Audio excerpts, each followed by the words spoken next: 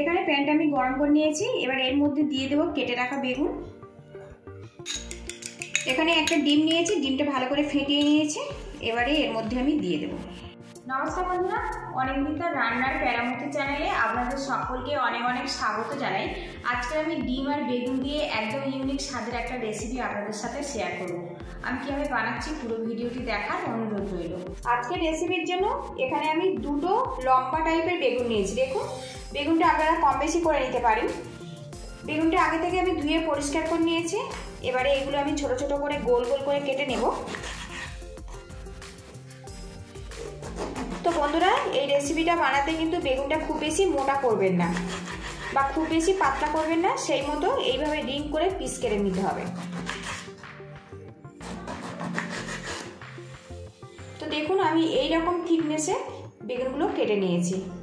এবারে এখানে একটা বেগুন নিয়েছি আর এখানে আমি একটা চামচের পিছন নিয়েছি। এইভাবে রাউন্ড করে বেগুনের যে ভিতরের অংশটা এটা আমি বের করে নেব।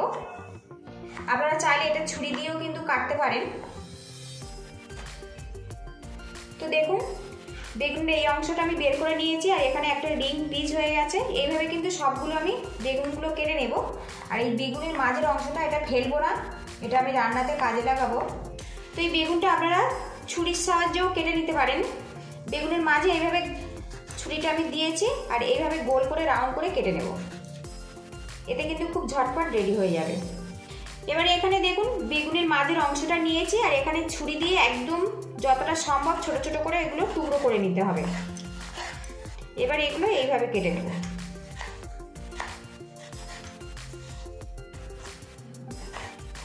এখানে আমি বোল নিয়েছি, বোলের মধ্যে টুকরো করা বেগুনগুলো নিয়ে নেব।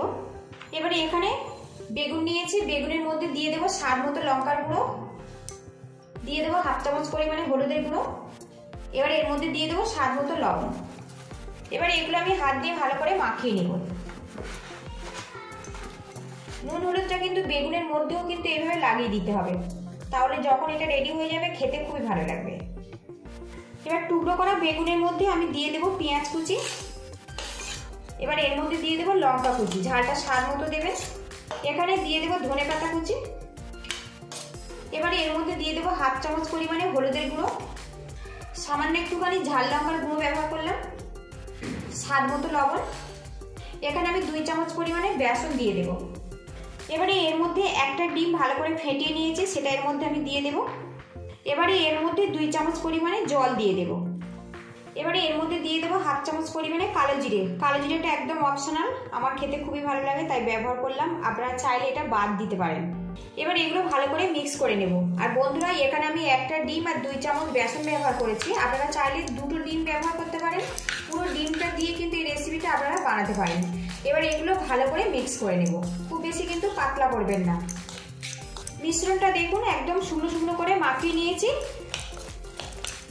এইভাবে মাখিয়ে নিতে হবে। এদিকে প্যানটা আমি গরম করে নিয়েছি আর এর মধ্যে দিয়ে দেবো সর্ষের তেল। আপনারা চাইলে এই রেসিপিটা সাদা তেল দিয়েও বানাতে পারেন, আবার সর্ষের তেল দিয়েও বানাতে পারেন। তেলটা প্যানের গায়ে ভালো করে লাগিয়ে নেব। আর এখানে কিন্তু তেলটা খুব ভালো করে গরম করে নিতে হবে। এবারে এর মধ্যে বেগুনগুলো দিয়ে দিতে হবে। এখানে আমি 3 পিস বেগুন দিয়ে প্রথমে ভাজা করে নেব। এবার এই বেগুনের মধ্যে ডিম আর বেগুনের যে মিশ্রণটা আমি বানিয়েছিলাম এর মধ্যে দিয়ে দেব। একটু এইভাবে চেপে চেপে সেট করে দেব। বাকিগুলো আমি এইভাবে ভরে দেব। এদিকে দেখুন, বেগুনের ব্যাটারটা আমি বেগুনের মধ্যে ভালো মতো ভরে দিয়েছি। এবারে একটা পাত্র দিয়ে ঢেকে রাখবো 5 মিনিটের জন্য। আর এই সময় কিন্তু গ্যাস লিডটা একদম লো টু মিডিয়ামে রাখতে হবে। এবার আমি ঢাকনাটা খুলবো। এবার এগুলো আমি উল্টে দেব। একটু খেয়াল রাখতে হবে যেন এগুলো বেশি না পুড়ে যায়, তাহলে কিন্তু খেতে ভালো লাগবে না।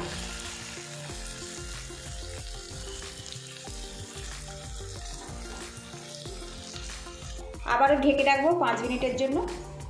আবারও ঢাকনাটা খুলবো আর বেগুনগুলো এইভাবে উল্টে দেব। তো দেখুন, বেগুনটা কিন্তু বেশ ভালো মতো সেট হয়ে গেছে। আর বন্ধুরা, বেগুন ভাজা তো আপনারা অনেক খেয়েছেন, এইভাবে কিন্তু ডিম দিয়ে বেগুন ভাজা একবার খেয়ে দেখতে পারেন, খেতে কিন্তু অসাধারণ লাগে। ভিডিওটা দেখে একটা লাইক দিয়ে দেবেন।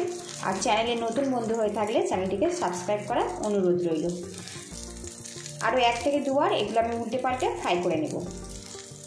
এপিট করে বেগুনগুলো কিন্তু আমি বেশ ব্রাউন কালার করে ভেজে নিয়েছি। দেখুন এইভাবে কিন্তু ভেজে নিতে হবে।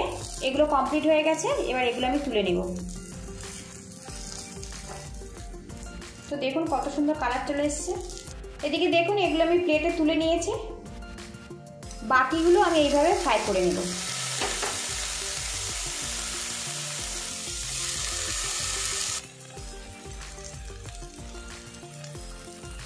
সবকটা ডিম আর বেগুন আমি ভেজে রেডি করে নিয়েছি। আর এই রেসিপিটা আপনারা ভাত, রুটি, পরোটার জন্য বানিয়ে নিতে পারেন, খেতে কিন্তু অসাধারণ হয়। তো একটা বেগুন আপনাদেরকে আমি কেটে দেখাবো ভিতর থেকে কত সুন্দরভাবে এটা রান্না হয়েছে। আর বন্ধুরা পুরো ভিডিওটি দেখার জন্য আপনাদের অসংখ্য ধন্যবাদ রইল। আপনারা ভালো থাকবেন, সুস্থ থাকবেন এই কামনা করে আজকে আমি বিদায় নিচ্ছি।